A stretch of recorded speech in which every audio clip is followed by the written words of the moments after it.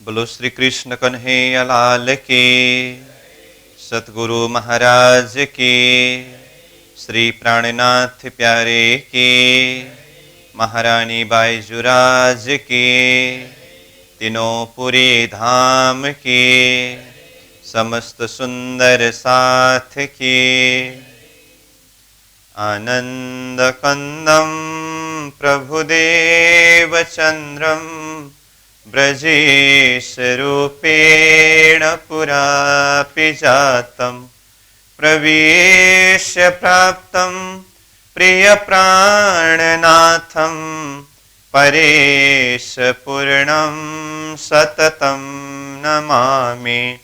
ब्रह्म प्रिया जागरणाय जातः सर्वस्वपाता भवसिन्धुत्राता विज्ञानदाता निजधर्मधाता दिनैकबन्धो शरणं प्रपद्ये दिनैकबन्धो शरणं प्रपद्ये। बोलो श्री प्राणनाथ प्यारे की प्रणाम। उपस्थित संपूर्ण सुंदर साहसी साधक एवं साधिकाएं, प्रशिक्षण शिविर सत्र का आज हम 57वें दिवस के पावन बैठक में उपस्थित हुए हैं। सर्वप्रथम आप सभी को सप्रेम प्रणाम करते हुए स्वागत करते हुए आज का विषय वस्तु कक्षा सत्र को हम आगे बढ़ाने जा रहे हैं। हमारा विषय चल रहा है अक्षरातीत परब्रह्म परमात्मा की यह लीला प्रसंग में सृष्टि विस्तार का प्रसंग से लेकर के परब्रह्म परमात्मा इस धरती में आकर के ब्रजमंडल में किस तरह से लीला की, फिर उसके बाद रासमंडल में किस तरह से लीला की, उसके पश्चात फिर ये तीसरे ब्रह्मांड जागनिक ब्रह्मांड में श्री देवचंद्र जी महाराज के रूप में दिव्य परमधाम की सुंदरबाई सखी का आगमन किस तरह से हुआ, और सुंदरबाई सखी के आगमन के साथ साथ में ब्रह्मात्माओं के ये तीसरे ब्रह्मांड में आने का क्रम प्रारंभ हुआ। श्री देवचंद्र जी ने अपने जीवन के 40 वर्ष तक निरंतर साधना करके तारतम मंत्र को किस तरह से धरती में प्रतिपादन किया, इस विषय में हम चर्चा कर रहे थे। तो ये तारतम दर्शन स्वयं अक्षरातीत परब्रह्म परमात्मा ने साक्षात दर्शन दे करके श्री देवचंद्र जी को प्रदान किया। इतना ही नहीं, ये तारतम मंत्र प्रदान करने वाले परमात्मा स्वरूप ही श्री देवचंद्र जी के अंतर हृदय में विराजमान हो गए। तो वो अंतर हृदय में विराजमान परमात्मा स्वरूप ही अब ये तारतम दृष्टि के माध्यम से ये सृष्टि के बीच में संपूर्ण धर्मशास्त्रों के रहस्यों को खुलासा करते हुए आत्मा को एक परब्रह्म परमात्मा के धाम का लक्ष्य प्रदान करने लगे। तो जो विराट प्रसंग में हम लक्ष्य के विषय में बात कर रहे हैं, परमधाम तक का लक्ष्य, तो ये लक्ष्य पहली बार धरती में किसने किसको प्रदान किया? तो पहले तो स्वयं दर्शन देने वाला स्वरूप ने श्री देवचंद्र जी महाराज को अथवा उनके अंदर जो सुंदरबाई सखी है उनको ये हद बेहद अक्षर अक्षरातीत करते परमधाम तक का लक्ष्य प्रदान किया। अब सदगुरु महाराज स्वरूप ये तारतम दर्शन के माध्यम से जागनी कार्य को आगे बढ़ाने लगे। तो सदगुरु महाराज ने अपने समय में 34 वर्ष तक ये तारतम के माध्यम से जागनी लीला को आगे बढ़ाए, जिसमें परमधाम से आए हुए जो आत्माएं हैं उन आत्माओं में से 313 आत्माओं को अपने समय में जागृत किया। तो ये 313 में से एक आत्मा सिरदार आत्मा जो यहां धरती में महराज ठाकुर के नाम से जाने जाते हैं, और उनके अंदर परमधाम की इंद्रावती आत्मा की वासना विद्यमान है, और वही पीछे जाकर के महामती प्राणनाथ जी के स्वरूप में प्रसिद्ध हुए। आज हम महामती प्राणनाथ जी के नाम से जिन्हें जानते हैं, जो परमधाम की इंद्रावती वासना महराज ठाकुर के अंदर होकर के अवतरण हुए, तो सदगुरु महाराज के सानिध्य में आकर के उनकी जागनी किस तरह से हुई और उनके जो साधना पक्ष, ये संपूर्ण विषय विस्तृत रूप में तो हम वित्तक के माध्यम से श्रवण करते हैं। परंतु यहाँ में विशेष करके जैसे कल सारांश रूप में सदगुरु देवचंद्र जी के परिचय के संदर्भ में हमने बात किया, इसी तरह से साथ में महामती प्राणनाथ जी का नाम जुड़ जाता है। तो प्राणनाथ जी कौन है, तो ये भी हम सारांश रूप में चर्चा करेंगे। और फिर भी मैं बोल रहा हूं, इसका विस्तृत व्याख्या तो हम वित्तक के माध्यम से अध्ययन कर सकते हैं, श्रवण कर सकते हैं और कर ही रहे हैं। तो मैं बोल रहा था, जब सतगुरु महाराज ने तारतम के माध्यम से जागनी लीला को प्रारंभ किया, 34 वर्ष तक सदगुरु महाराज के द्वारा ये जागनी लीला चली। तो उसी बीच में एक आत्मा जो महराज ठाकुर के नाम से सदगुरु महाराज के चरण शरण में आ पहुंचे, तो ये समय के हिसाब से देखें तो विक्रम संवत 1687 का समय है।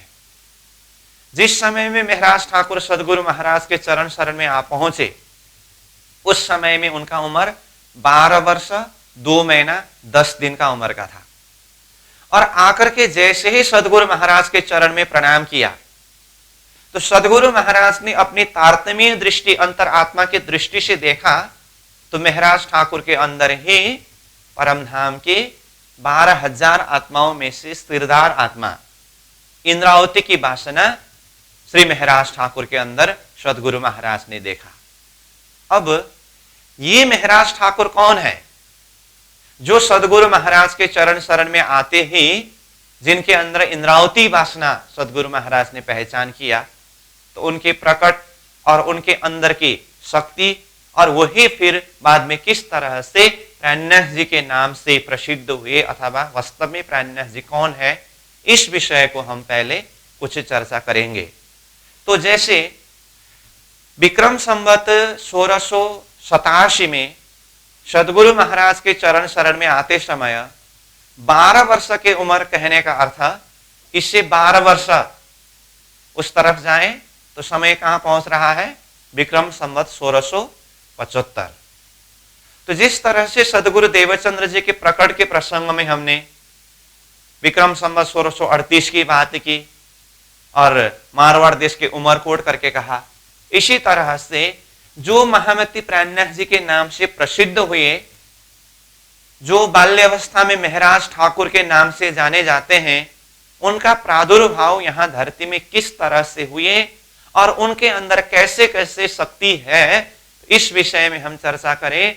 तो समय विक्रम संवत 1675 ये समय है, और तिथि के हिसाब से भी अगर देखें तो आश्विन कृष्ण चतुर्दशी तिथि है।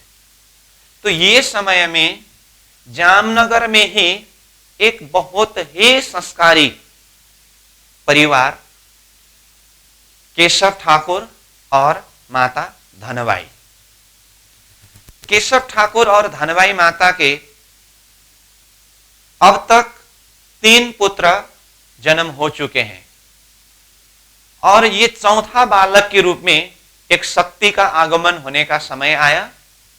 और उसी समय क्रम अनुसार ये विक्रम संवत 1675 के समय में केशव ठाकुर और धनबाई के चौथे पुत्र के रूप में एक बालक का, अब यहाँ के हिसाब से कहो तो जन्म हुआ, अथवा उनके अंदर की शक्ति को देखते हुए शब्द प्रयोग किया हुआ है, प्रकट हुआ। जब परमात्मा की शक्ति यहां धरती में अवतरण होते हैं, तो साधारण मनुष्य की तरह, साधारण जीव की तरह उनको जन्म शब्द प्रयोग नहीं करते हैं, उसको प्रकट शब्द प्रयोग करते हैं। तो धनबाई माता और केशव ठाकुर के ये चौथे बालक के रूप में अवतरित शक्ति को हमने प्रकट शब्द प्रयोग क्यों किया, इस विषय में आगे इनके अंदर की शक्ति को देखते हुए हमें समझ में आएगा।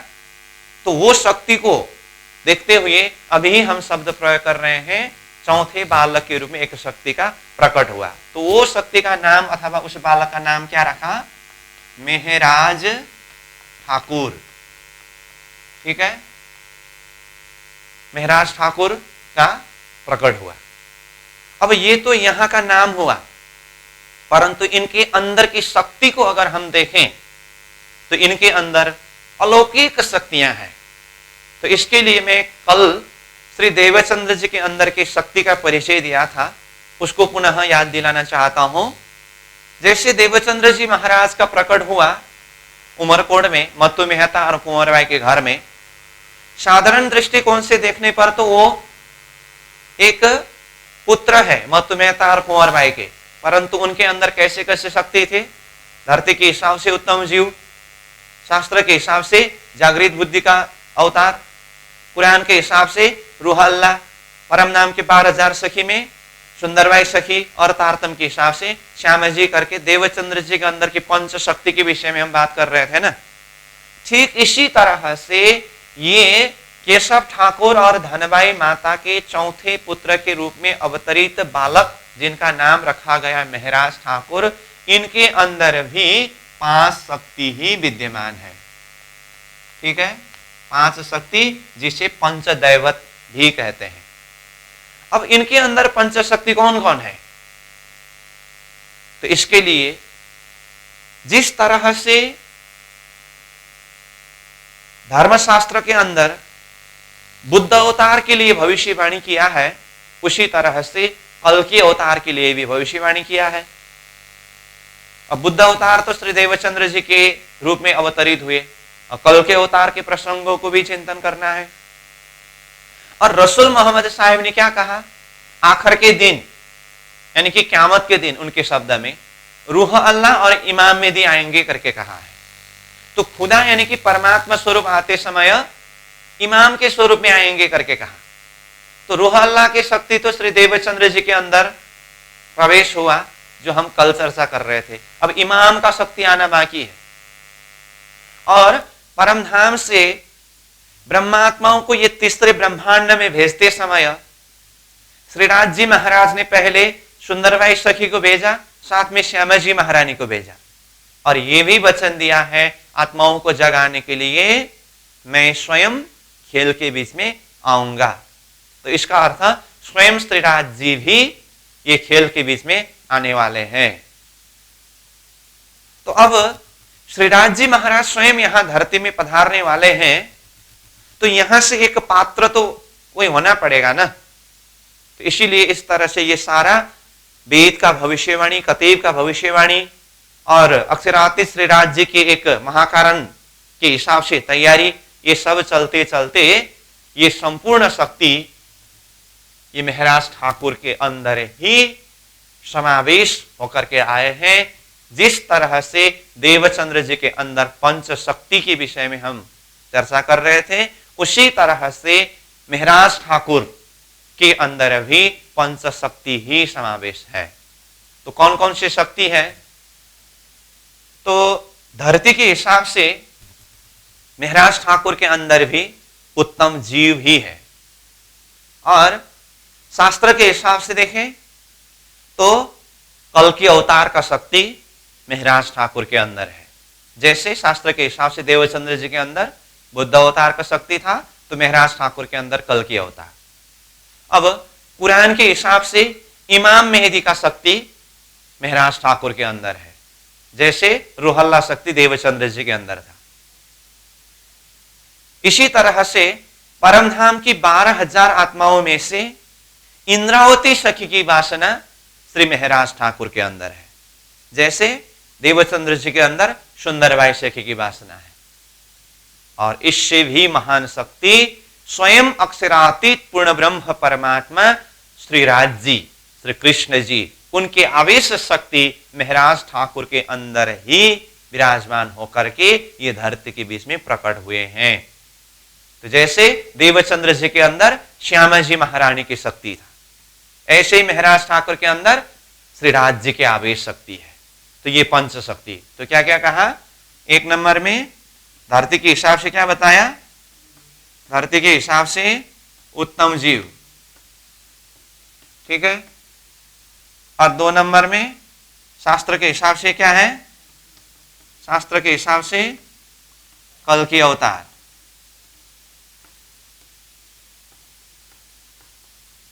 ठीक है।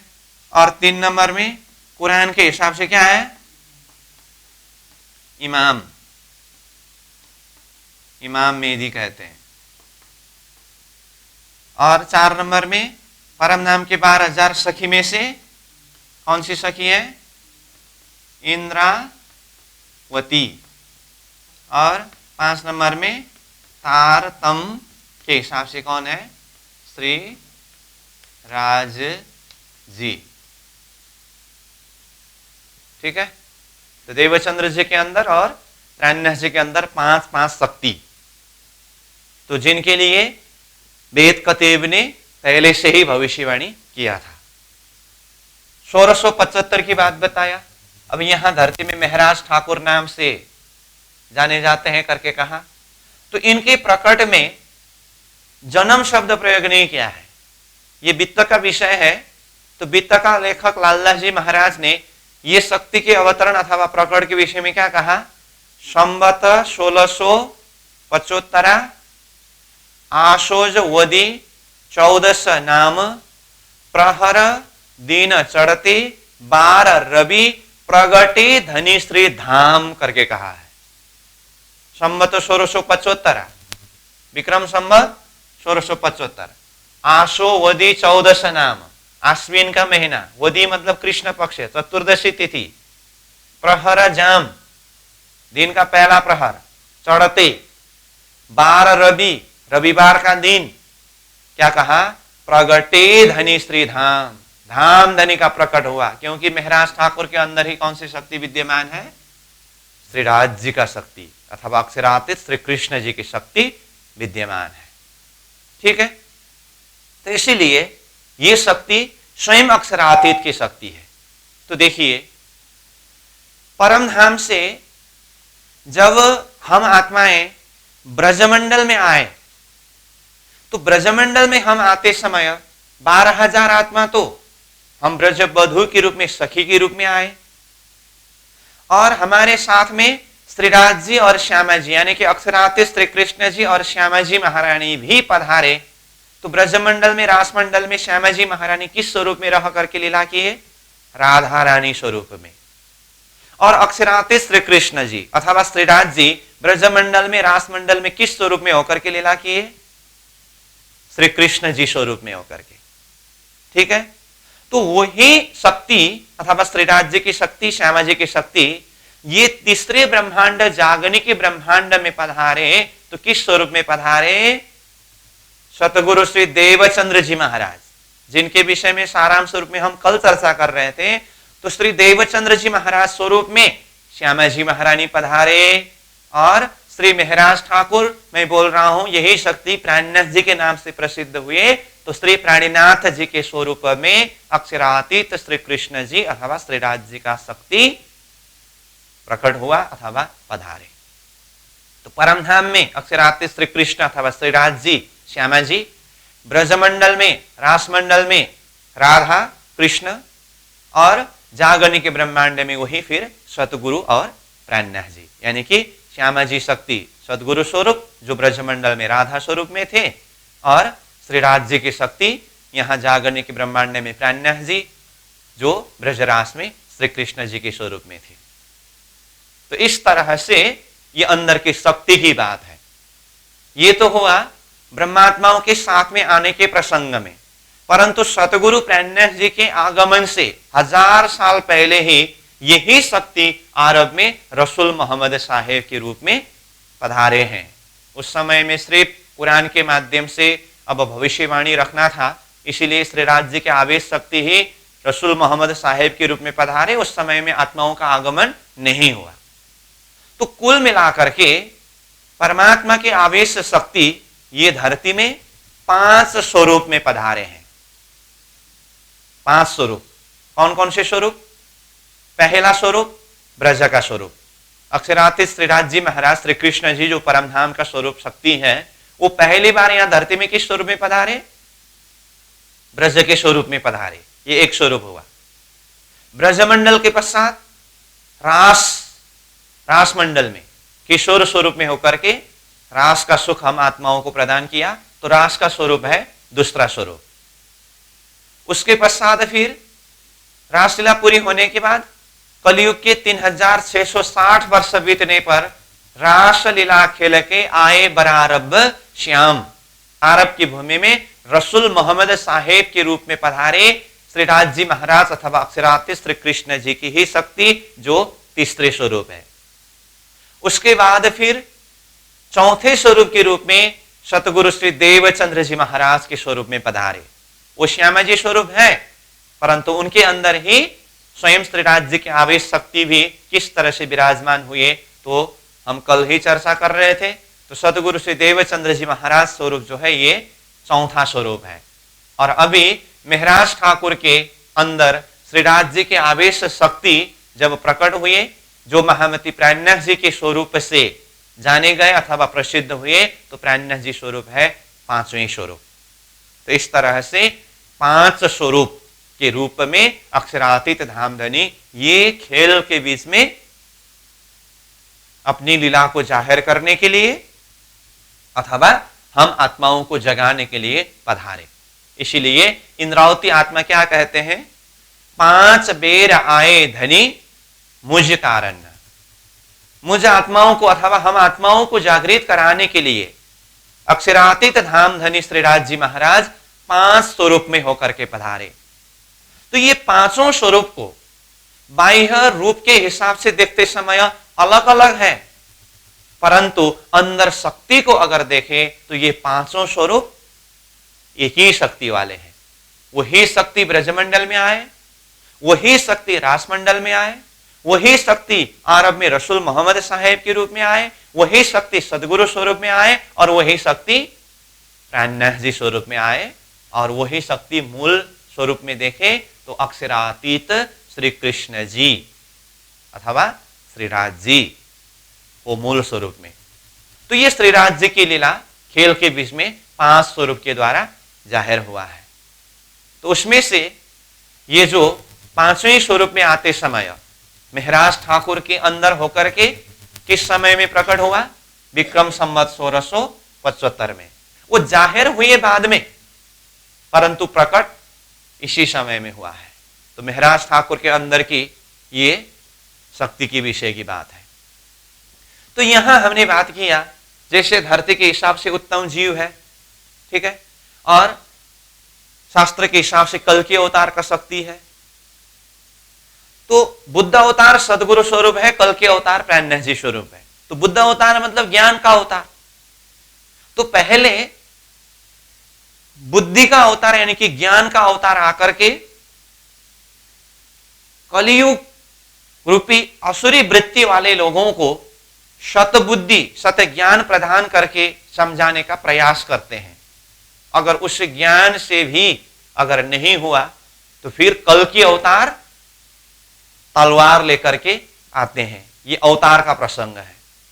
और कल की अवतार तलवार लेकर के आकर के ऐसे कलयुग रूपी आसुरी वृत्ति वाले लोगों को संहार करके अधर्म का नाश करके फिर धर्म का स्थापना करके सतयुग का स्थापना करते हैं। ये हर चतुर्युग में से कलयुग में बुद्ध कल के अवतार आकर के लीला करने की प्रसंग है। परंतु अब ये 28वें कलयुग के समय में बुद्ध अवतार भी कोई साधारण बुद्धि का अवतार नहीं है, वो जागृत बुद्धि का अवतार है। और कल के अवतार के स्वरूप में महामती प्राणनाथ जी पधारे।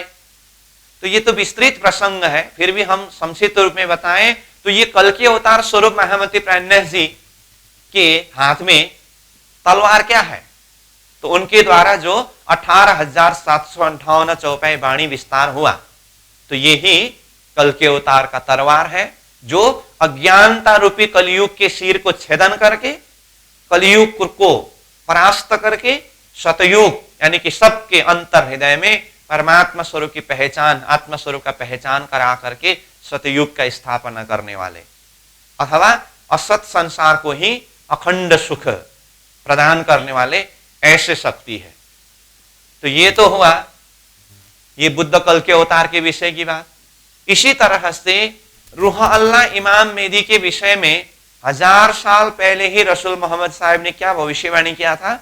मेरे पीछे कोई ना आवसी, एक रूह अल्लाह आवसी, वही इमाम कहलावसी, अथवा वो खुदा स्वरूप इमाम के स्वरूप में धरती में प्रकट होंगे, ऐसी ऐसी भविष्यवाणी की थी। तो उस हिसाब से इमाम का स्वरूप श्री महराज ठाकुर के अंदर ही विद्यमान है और 12,000 आत्माओं में से सिरदार आत्मा इंद्रावती और उनके अंदर ही श्री राज्य की आवेश शक्ति तो है ही। ऐसी ऐसी अलौकिक शक्ति है, परंतु एक ही बार ये शक्ति आकर के यहां पर चमत्कार की तरह लीला को जाहिर नहीं करते हैं। प्रकट जरूर हुआ, परंतु कार्य अपने समय पर करते हैं। तो यही शक्ति जो महराज ठाकुर के अंदर विद्यमान है, तो जैसे कि मैंने पहले ही कहा, 12 वर्ष के उम्र में सदगुरु महाराज के चरण शरण में महराज ठाकुर पहुंचे। जैसे ही जाकर के सदगुरु के चरण में प्रणाम किया, तो सदगुरु के अंदर जो अक्षरातीत की आवेश शक्ति है, तारतम दृष्टि है, तो उस दृष्टि से देखा तो परमधाम की सिरदार आगेवान श्रेष्ठ आत्मा इंद्रावती की वासना सदगुरु महाराज ने पहचान किया। अब उनको तारतम मंत्र दीक्षा दे करके उनकी आत्मा को जागृत कराए। जैसे श्रीमद् भगवद गीता में कहा ना, यददा आचरति श्रेष्ठ तत्तद देवेतरोजन। श्रेष्ठ पुरुष, आगेवान पुरुष जिस मार्ग में चलते हैं, उसी मार्ग को पीछे आने वाले अनुसरण करते हैं। इसलिए सदगुरु प्राणनाथ जी स्वरूप का आगमन ये धरती में क्यों हुआ? सारे आत्माओं को अखंड मोक्ष प्रदान करने के लिए।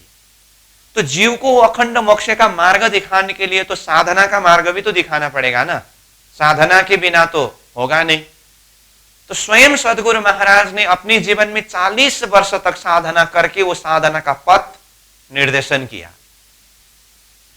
ऐसी अलौकिक महान महान शक्ति महराज ठाकुर के अंदर होने पर भी 12 वर्ष की उम्र में ही सदगुरु के चरण शरण में जाकर के अब सदगुरु के सानिध्य में रह करके 13 वर्ष तक निरंतर साधना करते हैं वो। तो 12 वर्ष की उम्र में सदगुरु के चरण में पहुंचे, 13 वर्ष तक निरंतर ज्ञान चर्चा श्रवण करना, अध्ययन करना, साधना करना, इस तरह से समय व्यतीत किया। तो उनका उम्र कितना हुआ? 25 वर्ष का उम्र हुआ। विक्रम संवत 1700 का समय हुआ। उसके बाद फिर 3 साल तक वो ऐसी गहरी साधना में उतरते हैं। तो उसी साधना के बल पर इंद्रावती आत्मा ने वो अपना मूल परम धाम का ही साक्षात दर्शन किया। फिर बीच में अब विदेश यात्रा, फिर आकर के माया की उतार चढ़ाव, ये सारा विस्तृत प्रसंग वित्त का प्रसंग है, मैं बार बार बोल रहा हूं। तो जब समय व्यतीत होते होते, जैसे कि हमने पहले कहा, सदगुरु महाराज ने तारतम के द्वारा कितने समय तक जागनी किया? 34 वर्ष तक। ठीक है। तो 34 वर्ष जब जागनी लीला हुई तो विक्रम संवत 1712 का समय आया। अब सदगुरु महाराज का धाम गमन होने का समय आया। अंदर शक्ति परमधाम के है, परंतु प्रकृति का देह है, प्रकृति का अपना ही नियम है। तो विक्रम संवत 1712 तक में सदगुरु महाराज ने कितने आत्माओं को जागनी किया? कहा 313 आत्माओं को जगाया। उसमें से सिरदार रूप में ये श्री महराज ठाकुर, जिनके अंदर इंद्रावती की वासना है, ये रहे। तो सदगुरु महाराज अब अपना शरीर को विश्राम दे करके धाम जाने का समय आया। तो दर्शन देने वाला स्वरूप ने सदगुरु देवचंद्र जी को क्या जिम्मेदारी दी है? परमधाम से आए हुए 12,000 आत्माओं को जगा करके परमधाम ले आना, इस तरह से कहा है। तो अब सदगुरु महाराज ने अपने समय में 313 आत्माओं को जगाया। इसका मतलब बहुत सारे आत्माओं को जगाना बाकी है। अब सोचा ये जागरण के कार्य में किसको सौंपूं? तो उसके लिए योग्य समझा श्री महराज ठाकुर इंद्रावती आत्मा को। इसलिए सदगुरु महाराज अपने समय में पहले से ही कहने लगे, मेरे पीछे महराज इंद्रावती हाथ जागन। मेरे समय के बाद में महराज ठाकुर इंद्रावती आत्मा के द्वारा ही जागनी कार्य आगे बढ़ेगी। तो इस तरह से विक्रम संवत 1712 के समय में सदगुरु महाराज ने अपने शरीर को शांत किया और वो परमधाम गमन हुए। तो परमधाम गमन हुए तो यहां पर सवाल उठता है, सदगुरु महाराज कौन से परमधाम गए? जो परमधाम मूल मिलावा है उसके लिए तो हमने कल ही कहा, पौड़सी भेले जागसी भेले, एक साथ में आत्मा खेल में उतरे हैं, एक साथ में परमधाम मूल मिलावा में जागृत होंगे। तो अब सदगुरु महाराज धाम गए तो कौन सी धाम गए? तो कहा इंद्रावती के हृदय रूपी धाम, प्रविश्य प्राप्तम प्रिय प्राणनाथम। समय प्राप्त करके सदगुरु महाराज अपने प्रिय शिष्य महराज ठाकुर, राज्य के प्रिय अंगना इंद्रावती आत्मा के हृदय के अंदर प्रवेश हो गए। और वही शक्ति अब प्राणनाथम, प्राणनाथ जी नाम से जानने लगे। तो महराज ठाकुर जिनके अंदर ये पंच शक्ति समावेश है, उनको किस नाम से जानने लगे? प्राणनाथ। प्राणनाथ मतलब प्राणों के नाथ। ठीक है। तो अब विक्रम संवत 1712 में सदगुरु महाराज का धाम गमन हुआ। इसका अर्थ क्या हुआ? सदगुरु के अंदर की शक्ति महराज ठाकुर इंद्रावती के हृदय के अंदर ही विराजमान हो गए। इसका अर्थ सदगुरु महाराज को 40 वर्ष की उम्र में दर्शन देने वाला स्वरूप अथवा वो आवेश शक्ति तुम्हारे अंदर आकार में आए के बैठे हम करके देवचंद्र जी के हृदय के अंदर विराजमान हुए थे ना। तो यही शक्ति 1712 में इंद्रावती के हृदय के अंदर विराजमान हो गए। और पहले से ही उनके अंदर श्रीराज जी के आवेश शक्ति तो है ही। तो हर प्रकार से अब 1712 के पश्चात इंद्रावती आत्मा के अंदर राज्य के पूर्ण शक्ति प्रवेश हुआ है। अब धीरे धीरे ये कार्य करते आगे जाएंगे।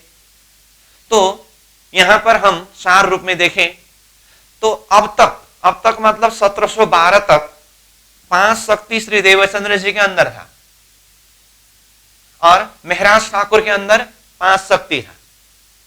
1712 में सदगुरु महाराज का धाम गमन कहने का अर्थ इंद्रावती के हृदय रूपी धाम में विराजमान हुए। इसका मतलब पंच शक्ति ही इंद्रावती के अंदर प्रवेश हुआ कि नहीं हुआ? तो अब देखिए ये महराज ठाकुर इंद्रावती आत्मा अथवा जो प्राणनाथ जी के नाम से प्रसिद्ध हुए, उनके अंदर कितने शक्ति विद्यमान हुए? 10 शक्ति। कैसे? ये पंच शक्ति तो पहले से था ही। सदगुरु के अंदर जो पंच शक्ति था वो भी आकर के इंद्रावती आत्मा के अंदर ही मिले। तो इसलिए धरती के उत्तम जीव के साथ में उत्तम जीव का मिलन हुआ। 2 शक्ति। सदगुरु के अंदर की जो बुद्ध अवतार का शक्ति था वो कल के अवतार के साथ में आकर के मिले, 2 4 हुआ।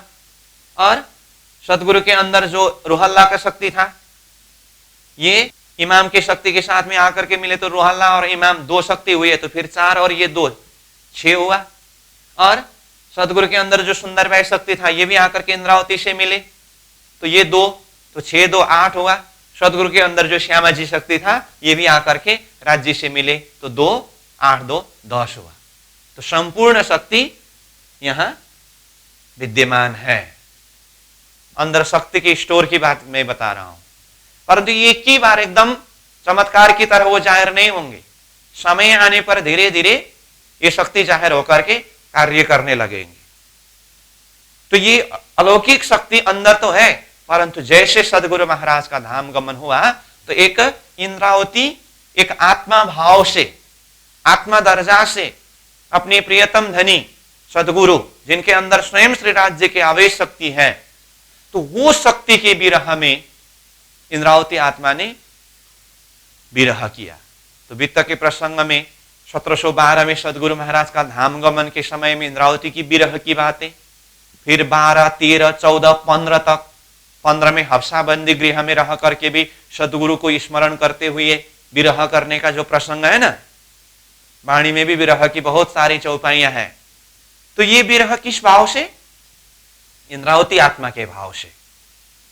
और अंदर श्री राज्य के आवेश शक्ति श्यामा जी की शक्ति है, परंतु अभी शांत रूप में है। इसके लिए हमें उसी तरह से समझना है कि कृष्ण लीला प्रसंग में हम चर्चा कर रहे थे ना, गोलोक श्री कृष्ण जी की शक्ति मथुरा में 4 दिन की लीला पूरी करने के बाद वो शक्ति कहां गए? वस्त्र के साथ में गोकुल आकर के राधा रानी के अंदर ही प्रवेश हुआ कि नहीं हुआ? शक्ति तो राधा रानी के अंदर ही है ना, फिर राधा रानी को क्यों विरह हुआ? अंदर शक्ति है परंतु राधा रानी को शुद्धि नहीं है ना। ठीक इसी तरह इंद्रावती आत्मा के अंदर भी श्री राज्य की ये शक्ति, सदगुरु के अंदर की शक्ति आकर के विराजमान हुए हैं, लेकिन तत्कालीन समय में उसी प्लेटफॉर्म में खड़ा होकर के देखे तो इंद्रावती आत्मा के दर्जा से तो मेरे अंदर ही राज्य के आवेश शक्ति विराजमान है करके ये नॉलेज, ये ज्ञान, ये समझ तो नहीं है ना। वो सारे शक्ति तो अपने अपने समय में प्रकट होकर के कार्य करते हैं। इसीलिए इंद्रावती आत्मा सदगुरु की विरह में, धाम देने की विरह में तड़पते हैं। ये भाव भी हम वित्त के माध्यम से, वाणी के माध्यम से श्रवण करते हैं, चिंतन करते हैं। ठीक है, तो अब विक्रम संवत 1715 में अब इंद्रावती आत्मा जिनके अंदर के शक्ति को देखते हुए, जिन्हें हम प्राणनाथ जी के नाम से संबोधन करेंगे। प्राणनाथ जी मतलब क्या है? प्राण के नाथ, प्राणनाथ। ठीक है, वो अंदर की शक्ति को देखते हुए, तो वो प्राणनाथ जी शक्ति के माध्यम से विक्रम संवत 1715 में हफ्सा बंदी गृह में वाणी अवतरण प्रारंभ हुई। तो ये वाणी अवतरण प्रारंभ होते समय कौन से शक्ति के द्वारा वाणी अवतरण हुआ, इसके लिए स्वयं इंद्रावती आत्मा वाणी में प्रकाश ग्रंथ में दर्शाते हैं कि ये इंद्रावती की बुद्धि के द्वारा नहीं। इंद्रावती को कोई भी दोष मत देना, ये अपनी बुद्धि को यहां पर प्रदर्शन कर रहे हैं अथवा ये कविता लिख रहे हैं, ऐसा मत समझना। ये तो अक्षरातीत श्री राज्य के आवेश के द्वारा मुझे एक कालभूत, ये मिट्टी की मूर्ति की तरह महाराज को कहने की शोभा दे करके धनी स्वयं अपने अलौकिक वाणी को इस तरह से जाहिर कर रहे हैं। ये कहलाए धनी का जोश। तो इसका अर्थ महामती प्राणनाथ जी अथवा इंद्रावती आत्मा के हृदय के अंदर से जो तारतम वाणी अवतरण होने लगे, तो ये तारतम वाणी को प्रस्फुटित कराने वाले अथवा जाहिर कराने वाले शक्ति कौन सी शक्ति है? अक्षरातीत धाम धनी के आवेश शक्ति। वही शक्ति सदगुरु श्री देवचंद्र जी महाराज के अंदर विराजमान होकर के 34 वर्ष तक ये तारतम को मौखिक रूप में चर्चा कर रहे थे। वही अक्षरातीत की आवेश शक्ति आज इंद्रावती के हृदय के अंदर विराजमान होकर के अब वाणी के रूप में प्रकाशित कर रहे हैं। कब से? विक्रम संवत 1715 से। तो सदगुरु महाराज के अंदर विराजमान होकर के कार्य करने वाले शक्ति भी वही है, श्री राज्य की शक्ति, और इंद्रावती आत्मा के हृदय के अंदर विराजमान होकर के अभी तारतम वाणी को प्रकाशित करने वाले भी शक्ति वही है जो अभी प्राणनाथ जी के नाम से जाने जाते हैं। इसीलिए महामती प्राणनाथ जी स्वयं अपनी वाणी में क्या कहते हैं? तारतम देख विचार के पियू ल्याए बेर दोए। तारतम को विचार करके देखो, संबंध मिला करके देखो, चिंतन करके देखो। पियू प्रियतम परमात्मा स्वरूप ने 2 बार ये तारतम को जाहिर किया है। तो 2 बार तारतम को जाहिर करने का अर्थ क्या है? सतगुरु श्री देवचंद्र जी महाराज स्वरूप में होकर के 34 वर्ष तक निज नाम बीज मंत्र तारतम मंत्र के आधार पर मौखिक रूप में चर्चा को जाहिर किया। तो बीज मंत्र जो है 40 वर्ष की उम्र में श्री देवचंद्र जी को साक्षात दर्शन देकर के पूर्ण ब्रह्म परमात्मा स्वयं ने ये तारतम बीज को प्रदान किया। इसी तारतम बीज मंत्र के दृष्टि पर संपूर्ण शास्त्रों के गूढ़ रहस्यों को खोल करके सदगुरु महाराज ने परमधाम के सिद्धांत को धरती के बीच में प्रकट किया, जाहिर किया। सदगुरु महाराज के समय में ये मौखिक रूप में जाहिर हुआ। और वही अक्षरातीत के आवेश शक्ति 1712 में सदगुरु स्वरूप के द्वारा अंतर्धान हुए है। तो वो तब से ही इंद्रावती के हृदय के अंदर ही विराजमान हुए हैं, परंतु ये किसी को पता नहीं है। इंद्रावती स्वयं को भी मेरे अंदर ही धनी विराजमान है करके ये समझ नहीं हो रहा है। वही राज्य के आवेश शक्ति के द्वारा 1715 में फिर इंद्रावती को माध्यम बना करके तारतम को किस रूप में प्रकट किया? वाणी के रूप में प्रकट किया। इसलिए दूसरी बेर धनी स्वयं के द्वारा तारतम प्रकट होने का अर्थ वही अक्षरातीत धनी जो शक्ति सदगुरु देवचंद्र जी के अंदर विराजमान होकर के कार्य कर रहे थे, वही इंद्रावती के हृदय के अंदर विराजमान होकर के फिर दूसरी बेर यानी कि विक्रम संवत 1715 से वाणी के रूप में प्रकाशित करने लगे। तो दूसरे तारतम है वाणी तारतम। तारतम देख विचार के पियुल्याय बेर दोए। एक बार मंत्र तारतम सदगुरु महाराज के समय में, फिर वही शक्ति इंद्रावती आत्मा प्राणनाथ जी स्वरूप में होकर के वाणी तारतम इस तरह से जाहिर किया। इसका अर्थ सदगुरु महाराज के समय में जो ज्ञान, जो सिद्धांत, जो विषय वस्तु वो मौखिक रूप में चर्चा करते थे, वही महामती प्राणनाथ जी स्वरूप के समय में वाणी के रूप में उन्होंने ये ज्ञान को जाहिर किया। सिद्धांत तो अलग नहीं है, ज्ञान अलग नहीं है, और कहने वाले स्वरूप भी अलग नहीं है। खाली बाहर से देखते समय देवचंद्र जी और महराज ठाकुर, ये जो कहूं तो बर्तन, इतना ही अलग है। और कितने लोग कहते हैं ना सदगुरु महाराज अलग, प्राणनाथ जी अलग। सदगुरु महाराज को किस अर्थ में समझ करके, प्राणनाथ जी को किस अर्थ में समझ करके अलग अलग बोल रहे हैं। पानी डाला हुआ गिलास, पानी का गिलास, दूध डाला हुआ गिलास, दूध का गिलास। वही आवेश शक्ति सदगुरु महाराज के अंदर विराजमान होकर के जागरण लीला कर रहे थे, वही आवेश शक्ति अभी इंद्रावती के हृदय के अंदर विराजमान होकर के प्राणनाथ जी नाम से जागरण लीला को आगे बढ़ा रहे हैं अथवा वाणी तारतम को जाहिर कर रहे हैं। तो अंदर की शक्ति को देखते समय यहां अलग है क्या? इसीलिए सदगुरु स्वरूप और प्राणनाथ जी स्वरूप के संदर्भ में वैसे भी कुरान ग्रंथ में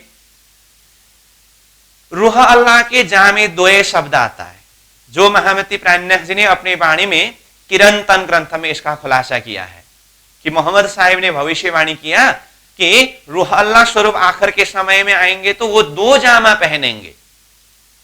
तो इसका अर्थ स्पष्ट करते हुए प्राणनाथ जी ने क्या कहा? 2 जामे का अर्थ 2 तन अथवा 2 वजूद, 2 स्वरूप।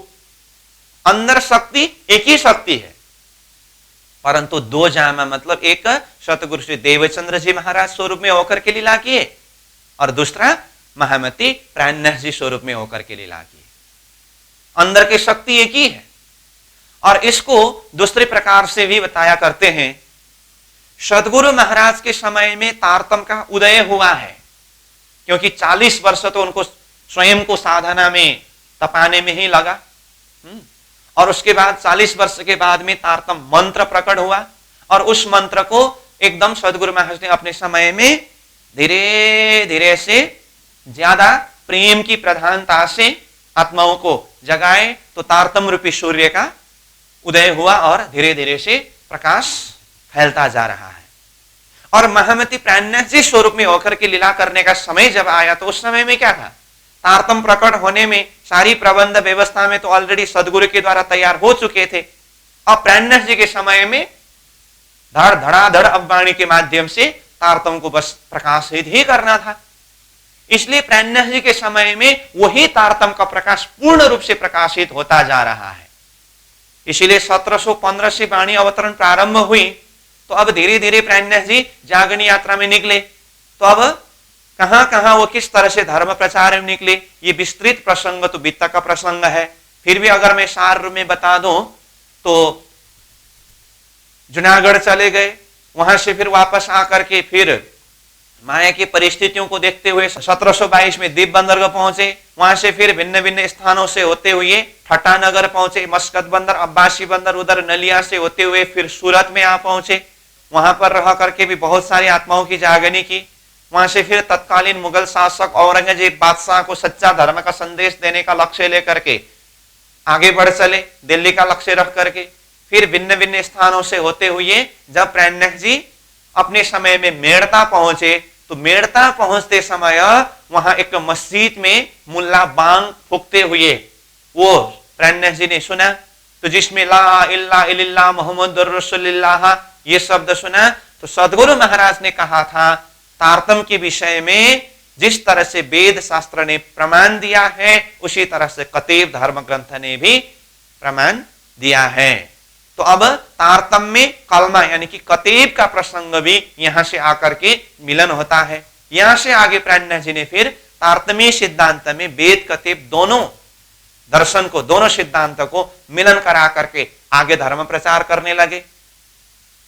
तो प्राणनाथ जी तो अक्षरातीत परमात्मा स्वरूप है ना, वेद के भाषा से भी कतेब के भाषा से भी अपनी अपनी भाषा से वो परमात्मा की महिमा गुण को गाया है। इसलिए प्राणनाथ जी ने अपने तारतम्य सिद्धांत में वेद और कतेब दोनों ग्रंथ को एक प्रमाणित ग्रंथ के रूप में लिया है और ये जाहिर करते हैं प्राणनाथ जी, कलाम अल्लाह या हदीस शास्त्र पुराण या वेद ये सब सुख मोमिन ले वही हक रसना का भेद। चाहे कलाम अल्लाह या हदीस यानी कि अल्लाह कलाम जो हदीस कुरान ग्रंथ के रूप में आया हो, चाहे शास्त्र पुराण या वेद शास्त्र पुराण के रूप में, वेद के रूप में यानी कि हिंदू धर्म ग्रंथ के रूप में आया हो, ये सब सुख लेवे मोमीन परमधाम की आत्माएं ब्रह्म सृष्टि ही इसका वास्तविक अर्थ को समझ करके उसका सुख लेंगे, क्योंकि ये वेद हो या कतेब हो हक रचना का भेद। हक यानी कि परमात्मा के रचना के द्वारा, जुबान के द्वारा ही उच्चारित ये शब्द है, ज्ञान है। इसलिए क्या कहते हैं, या कुरान या पुराण ये दो कागज प्रमाण, या के मगज मायने हम पास अंदर आए के खोले प्राणनाथ। चाहे कुरान हो चाहे पुराण हो, ये दोनों तारतम्य सिद्धांत के लिए एक प्रमाणित ग्रंथ है और इसके गूढ़ रहस्य को मेरे अंतर हृदय में स्वयं अक्षरातीत धनी प्राणनाथ यानी कि प्राणों के नाथ विराजमान होकर के खोल रहे हैं। और महामती प्राणनाथ जी यहां से आगे बढ़ चले तो दिल्ली पहुंचे, मुगल शासक औरंगजेब बादशाह को धर्म का संदेश दिया। वहां से फिर बीच में हरिद्वार चले गए, तो हरिद्वार में 4 महीने तक रह करके धर्म चर्चा किया, शास्त्रार्थ किया। तो जैसे ही प्राणनाथ जी ने अपने ये तारतम्य सिद्धांत के माध्यम से वो हरिद्वार की भूमि में वो अक्षरातीत परब्रह्म परमात्मा, एक परमात्मा की पहचान सबके समक्ष में प्रकट किया, तो सबको पता चला कि 28वें कलयुग में जाहिर होने वाले विजयाभिनंद निष्कलंक बुद्ध अवतार का स्वरूप महामती प्राणनाथ जी स्वरूप ही है। देखिए तो बुद्ध अवतार का प्रकट धरती में कब हुआ था, विक्रम संवत 1638 में देवचंद्र जी के अंदर। वही शक्ति 1712 में इंद्रावती आत्मा के हृदय के अंदर विराजमान हुए तो कल के अवतार के साथ में मिले। यही शक्ति दुनिया के बीच में जाहिर कब हुए, विक्रम संवत 1735 में। 1638 में धरती में प्रकट, 1735 में जाहिर, लगभग 100 साल जैसा लगा।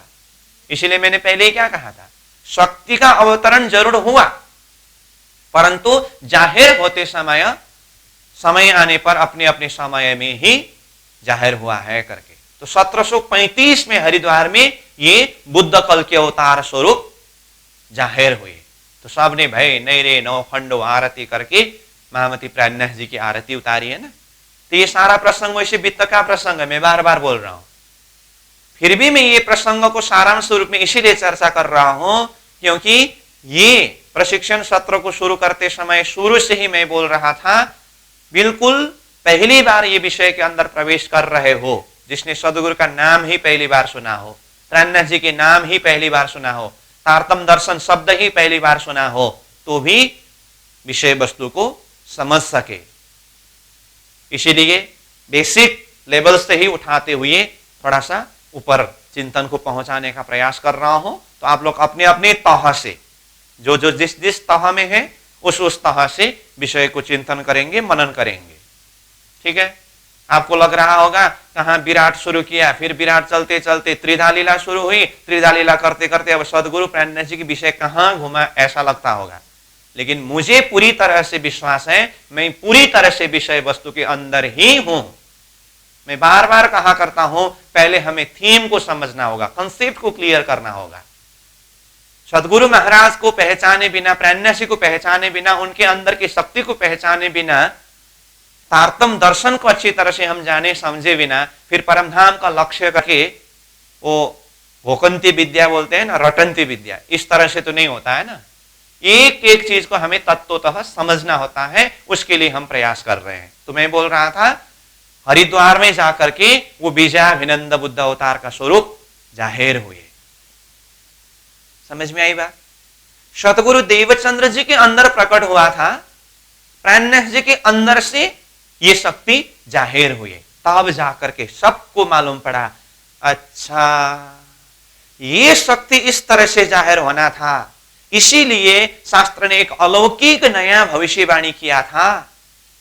हरिद्वार में लोगों को पता चला। ये तो शास्त्र पक्ष की बात।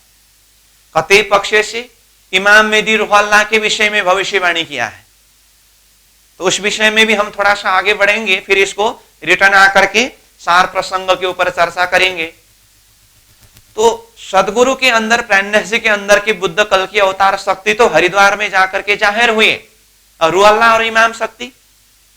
फिर प्रेमनाथ जी हरिद्वार से दिल्ली चले गए, औरंगजेब बादशाह को सच्चा धर्म का संदेश देने के लिए कुरान हदीसा ग्रंथों के साक्षी प्रमाण को खोल खोल करके, चिट्ठी बना बना करके संदेश देते रहे। इस तरह से दिल्ली में ही रह करके प्रेमनाथ जी ने अपने 12 एकदम सक्रिय सुंदर साथ की सक्रियता में औरंगजेब बादशाह को सच्चा धर्म का पैगाम, यानी कि इमाम का पैगाम, यानी कि संदेश देने का कार्य हुआ। शरीयत के बंधन में होने के कारण उन्होंने बात को सही हिसाब से उसी समय में स्वीकार नहीं कर सका।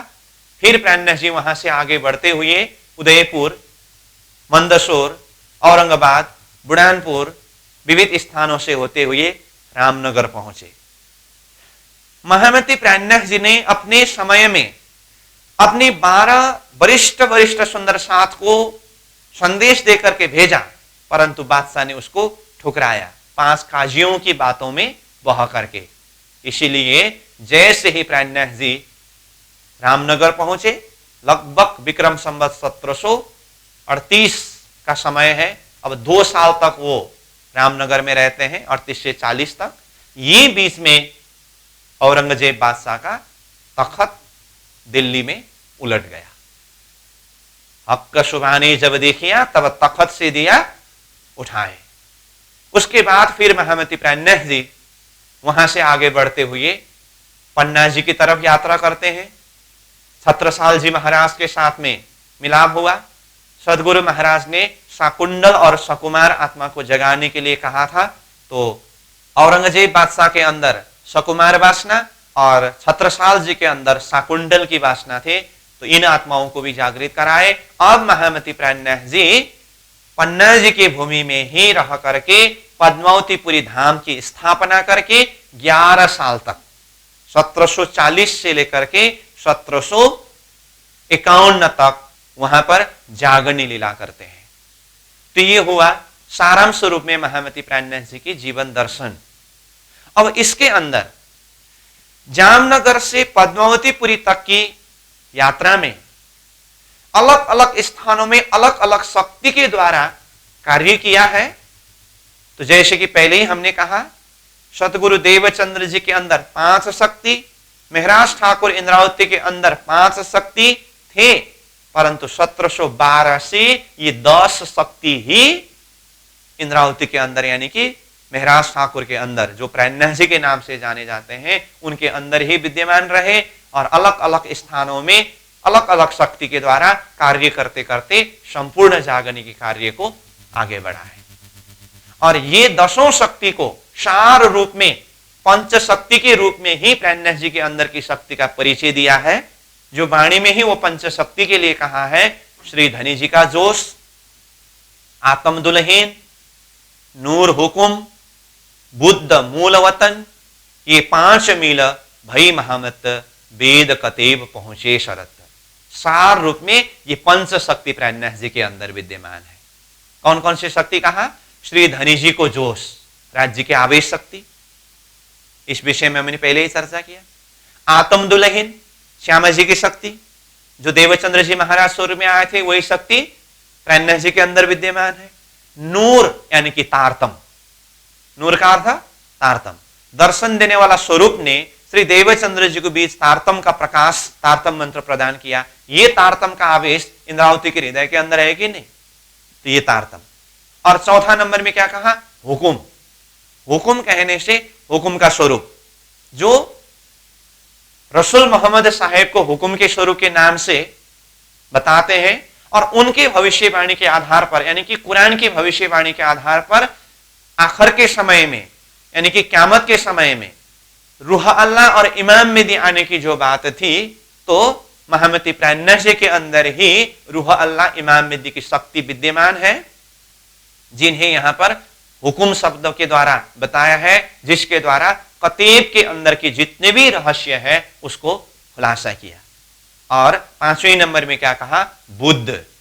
बुद्ध मतलब वो जागृत बुद्धि का शक्ति, जो सतगुरु देवचंद्र जी के अंदर होकर के प्रकट हुए थे, वही इंद्रावती के अंदर यानी कि प्राणनाथ जी के अंदर प्रवेश हुआ। और वो जागृत बुद्धि के साथ में फिर इंद्रावती की स्वयं अपनी नूर बुद्धि की बात आती है।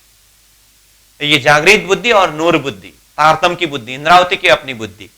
तो इस तरह से ये पंच शक्ति महामती प्राणनाथ जी के अंदर विद्यमान है। इसलिए उन्हें महामती, महामती मतलब महान बुद्धि के सागर, इस तरह से परिचय दिया है। ये है सतगुरु महाराज अथवा महामती प्राणनाथ जी की सारांश परिचय। अब जो महामती प्राणनाथ जी की जागनी प्रसंग में नौतनपुरी से लेकर के पद्मावतीपुरी तक के प्रसंगों को हमने चर्चा किया, तो अलग अलग परिस्थितियों में अक्षरातीत श्री राज्य के आवेश के द्वारा ही तारतम की चौपाइयां अवतरण होते गए।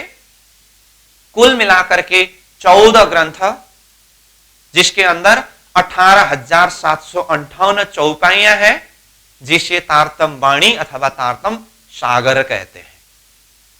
तो ये तारतम वाणी के अंदर है क्या? तो इसके लिए मैंने पहले ही कहा, फिर भी बता देता हूं। जो अक्षरातीत श्रीराज जी महाराज, अक्षरातीत श्री कृष्ण जी ने सतगुरु श्री देवचंद्र जी महाराज को 40 वर्ष के उम्र में दर्शन देकर के बीज तारतम मंत्र प्रदान किया।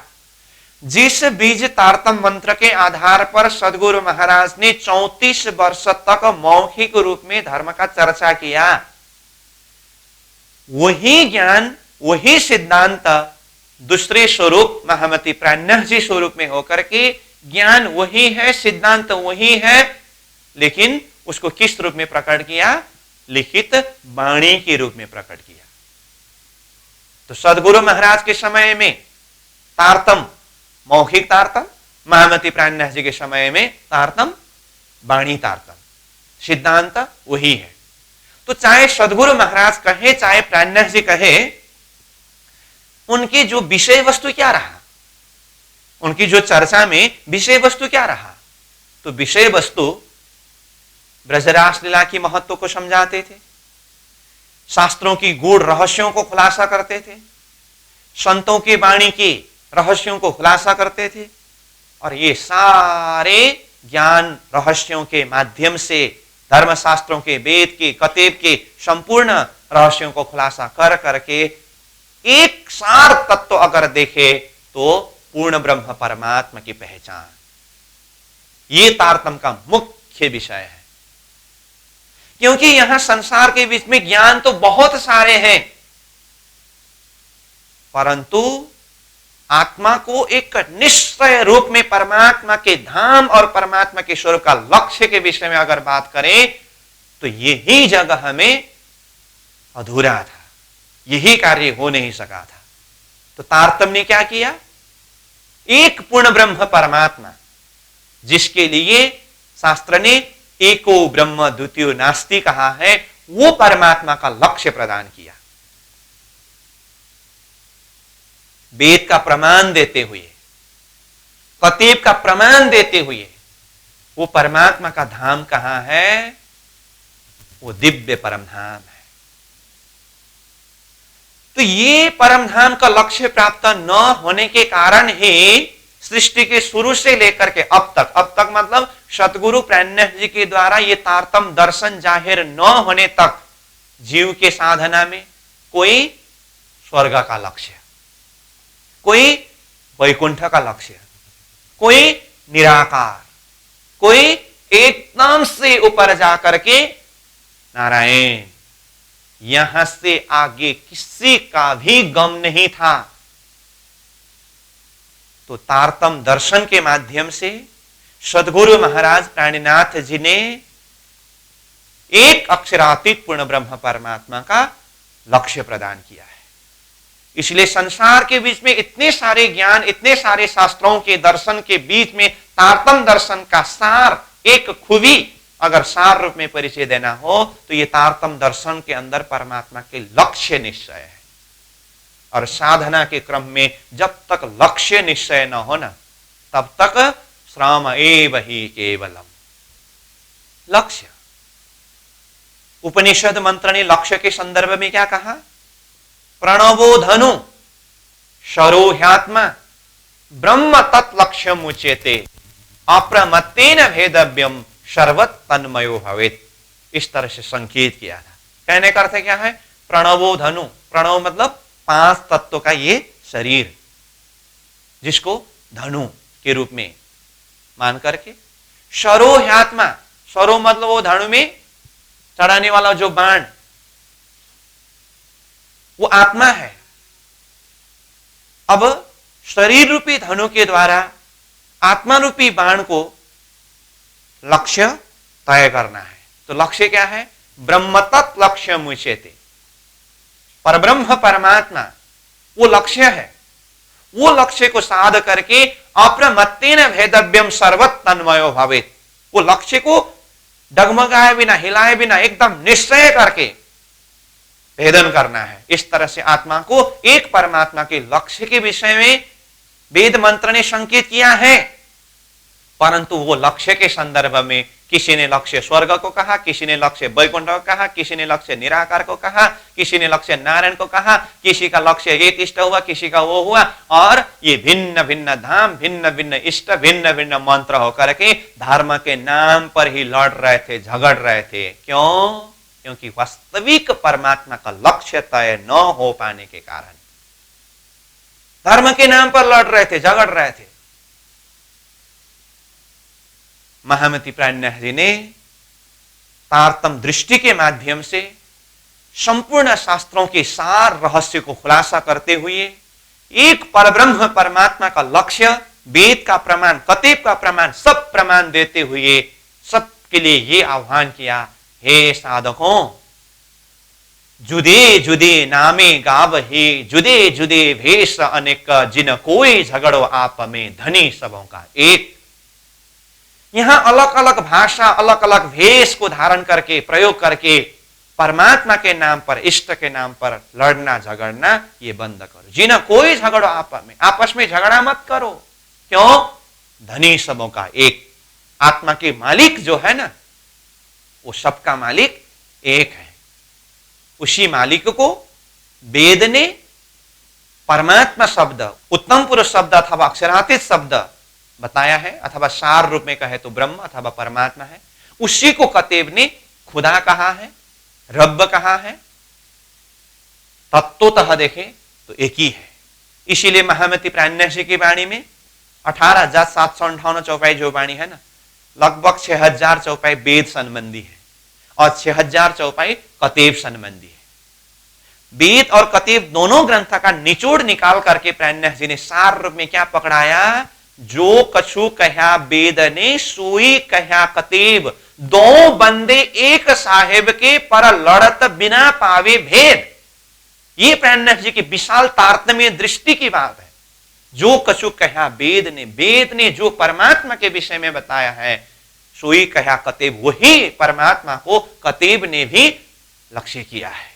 परमात्मा एक है, परंतु दो बंदे एक साहेब के, दो यानी कि वेद के आधार पर साधना करने वाले और कतेब के आधार पर साधना करने वाले दोनों एक परमात्मा के बंदे हैं, एक ही परमात्मा के विषय में बात कर रहे हैं, परंतु लड़त बिना पावे भेद। वो असली भेद को समझ ना पाने के कारण एक आपस में लड़ रहे हैं, झगड़ रहे हैं। इसलिए तारतम दृष्टि के माध्यम से संपूर्ण शास्त्र का निचोड़ एक परब्रह्म परमात्मा की लक्ष्य प्रदान करते हुए महामती प्राणनाथ जी ने कहा, सोई खुदा सोई ब्रह्म, यह है आत्मा का अंतिम लक्ष्य। जिसके लिए कहा था ना, प्रणवो धनु सरो ह्यात्मा ब्रह्म तत् लक्ष्य मुच्यते करके कहा था ना। तो ब्रह्म को लक्ष्य निश्चित रूप में साधना, तो भिन्न भिन्न लक्ष्य को साध करके लड़ रहे थे, झगड़ रहे थे। प्राणनाथ जी ने तारतम के माध्यम से क्या किया, सोई खुदा सोई ब्रह्म, ये लक्ष्य प्रदान किया। तो इसीलिए चाहे खुदा को हो चाहे ब्रह्म को हो, वो परब्रह्म परमात्मा स्वरूप का धाम कहां है, जो हद पार बेहद है, बेहद पार अक्षर, अक्षर पार वतन है, जागे इन घर, वो परम धाम का लक्ष्य प्रदान किया। तो ये तारतम दर्शन का निचोड़ ही क्या है, परमात्मा की लक्ष्य। और वही परमात्मा के लक्ष्य तक पहुंचने के लिए सोपानवत श्रृंखलाबद्ध एक एक लोक लोक का वर्णन करके जो विषय हमें प्रदान किया है, वो विषय ही विराट विषय है। इसीलिए मैं चाहे त्रिधा लीला के प्रसंग से आऊं, चाहे सदगुरु की वित्त के द्वारा आऊं, चाहे प्राणनाथ जी की वित्त के द्वारा आऊं, मेरा मुख्य उद्देश्य है सदगुरु प्राणनाथ जी और तारतम दर्शन का परिचय देते हुए तारतम दर्शन का सार क्या है, परमात्मा की लक्ष्य। तो ये परमात्मा का लक्ष्य देने वाला विषय ही विराट विषय है। समझ में आई बात? तो आज का हमारा समय पूरा हो चुका है, आज मैं विषय को यहीं रखूंगा। अब आगे, अब तक इतने सारे ज्ञानी जन, मुनि जन, अवतारी जन आए, वो एक परब्रह्म परमात्मा का लक्ष्य किसी ने तय नहीं कर सका। और सदगुरु प्राणनाथ जी ने ये तारतम दृष्टि के द्वारा एक परमात्मा की लक्ष्य तय किया। वैसे तो बहुत सारी बात तो आज ही खुलासा हो चुका है, फिर भी मैं उसको स्पष्ट भाषा में जिस तरह से सहजता के साथ में समझ सके, उस भाषा से फिर आगे चर्चा करूंगा। उसके बाद फिर विषय वस्तु का आगे बढ़ाते बढ़ाते हम विराट विषय के जो क्रमशः लोकालोक से अध्ययन करते हुए वही लक्ष्य तक पहुंचेंगे। तो जो भी विषय है, तो इन विषयों के ऊपर हम चिंतन करें, मनन करें और अपने आप को अपने सिद्धांत के प्रति और दृढ़ विश्वास को प्रकट करें, भावना को प्रकट करें। इन्हीं शब्दों के साथ आज के विषय प्रसंगों को यहीं पर विश्राम देते हैं। पूर्णमदः पूर्णमिदं पूर्णात् पूर्णमुदच्यते पूर्णस्य पूर्णमादाय पूर्णमेवावशिष्यते। प्रणाम।